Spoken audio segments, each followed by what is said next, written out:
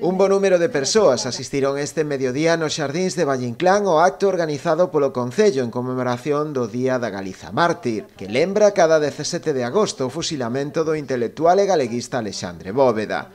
Nel interviñeron o alcalde José Carlos Vidal e a edil de Memoria Histórica Patricia Lojo. Os dous destacaron a importancia deste acto que simboliza a loita pola liberdade e a democracia. O Día de Galiza Mártir é o día que debe lembrar a todas as persoas perseguidas e asesinadas polo franquismo.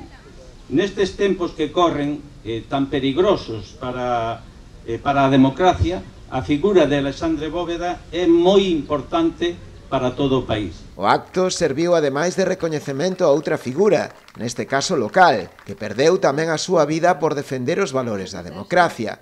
Trátase de Manuel Hermo Vidal, tenente de alcalde da Pobra e alcalde sustituto durante a sublevación militar fascista de 1936. Especialmente tamén ás persoas da Pobra do Caramiñal, cunha mención moi especial a afectuosa a Manuel Hermo Vidal, tenente alcalde da Pobra do Caramiñal, que era ademais o alcalde sustituto durante a sublevación militar fascista de 1936 e foi brutalmente torturado na nosa vila polos falanxistas e despois condenado a unha morte sempre inxusta.